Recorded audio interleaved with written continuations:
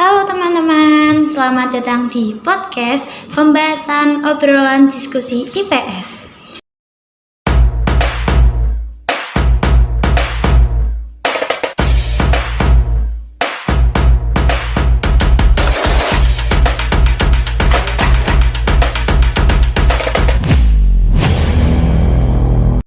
Oke teman-teman, di sini saya dan teman-teman saya akan membahas tentang AI dalam pendidikan.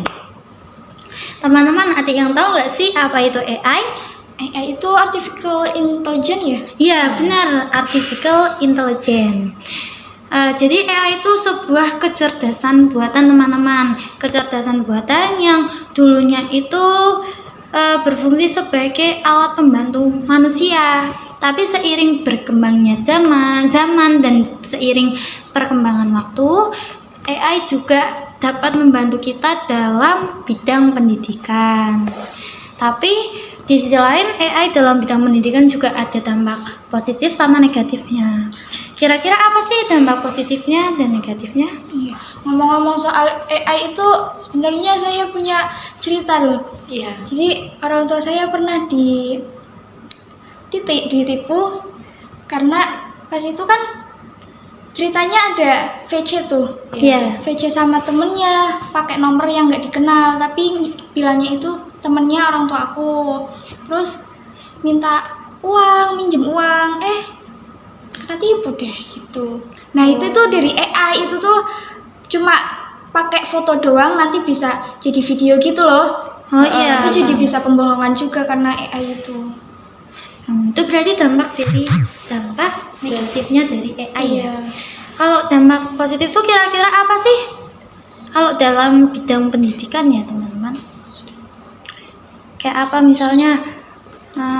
Menurutku kalau semisal dalam pendidikan tuh AI itu bisa membantu kita ya dalam belajar. Kayak misalnya nih ada tugas yang susah kayak gitu, apa kita kurang pemahaman gitu, bisa nanya ke AI.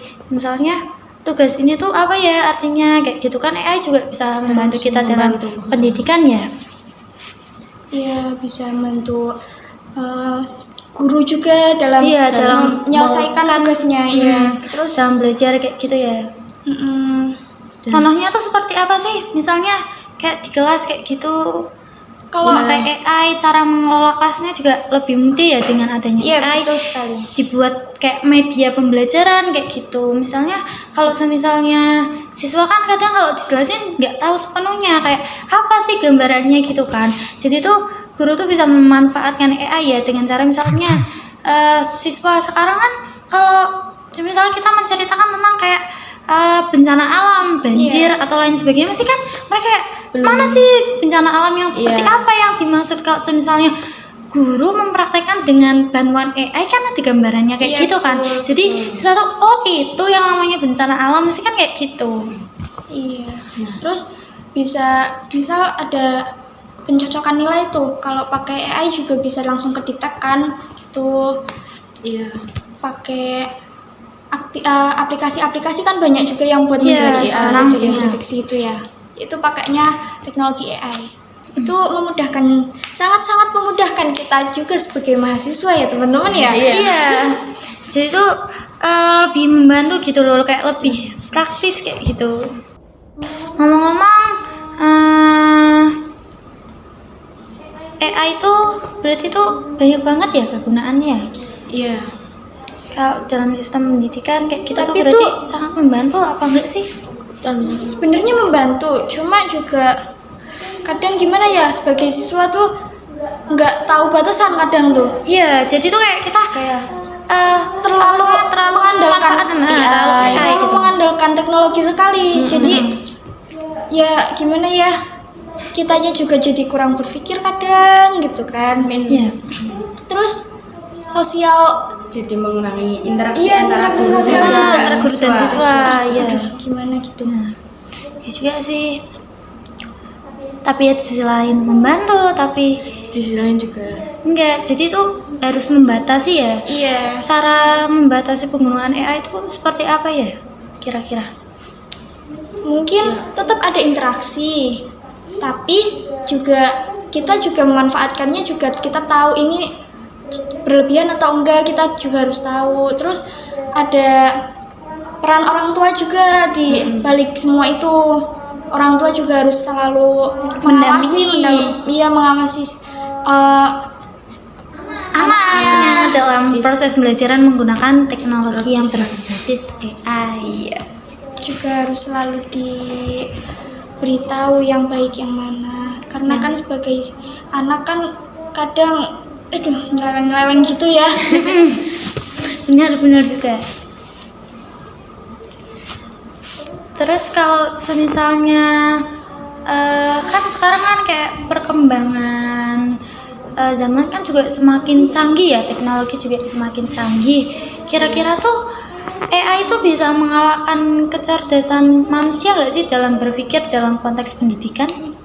Menurut saya enggak sih, soalnya kan kalau AI itu tidak bisa Berperasaan, tidak bisa mengerti emosionalnya. emosional, iya. Ya sih, benar juga. Jadi tuh kalau misalnya AI itu kayak cuma membantu ya udah gitu. Tapi kalau misalnya kita ada kayak mengelola dalam belajar kayak gitu kan, AI kan nggak bisa membantu ya, kayak cuma paling oh iya suruh gini. Tapi kan kalau misalnya Dijelasin panjang lebar doang kan kayak kurang ya. Kalau kayak ada kayak rasa kita di chat GPT. Iya. Aku lagi sedih nih. Ini kalau sedih itu harusnya seperti ini kan kayak kurang gitu ya. Tambah capek. Iya, bacanya baca juga. Males banget. Mending curhat ke guru kayak gitu. Misalnya ada kesulitan belajar nih, Bu, gimana sih? Saya kok kurang gini ya, kurang paham kayak gitu. Saya kok kalau belajar kok ngantuk di kelas, kok saya males ya, kenapa ya Bu? Jadi kan kayak ada interaksinya, timbal baliknya juga ada perasaan gitu dari hatinya kayak gitu loh. Iya. Menurut kalian nih, kira-kira poin utama dari AI itu dalam konteks pendidikan tuh apa sih? Ya, mungkin pendidikan AI dalam pendidikan itu seperti mengatasi tantangan seperti kesenjangan sosial dan teknologi gitu ya. Kebutuhan dan keterampilan digital juga, serta isu etika dan privasi data.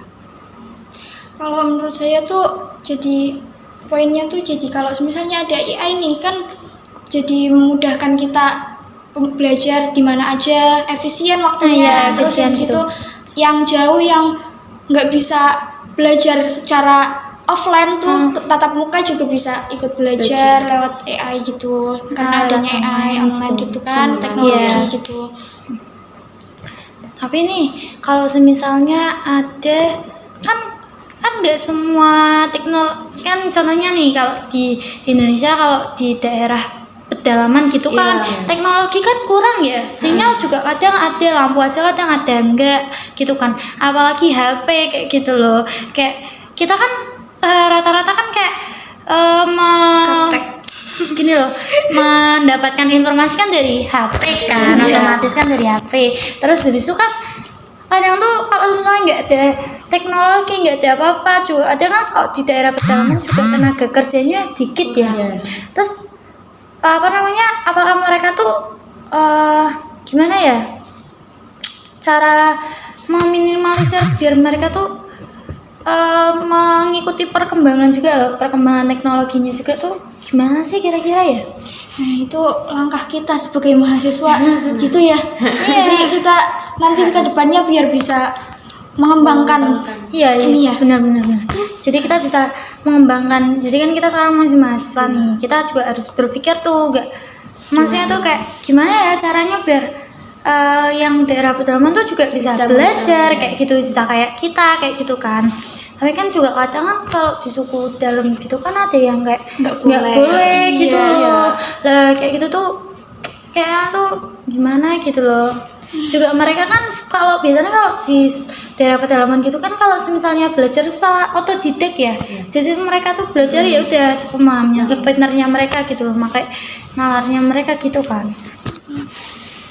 Terus ngomong-ngomong soal tadi data privasi gitu, itu kalau kadang kan di AI itu kalau misalnya kita ngasih data ke teknologi ke AI gitu kan bisa tersebar ya, bisa terdeteksi gitu kan. Iya, terus nanti bisa jadi yang kayak tadi yang pertama itu penyalahgunaan data, jadi bisa jadi pemerasan, bisa jadi apa Penipuan.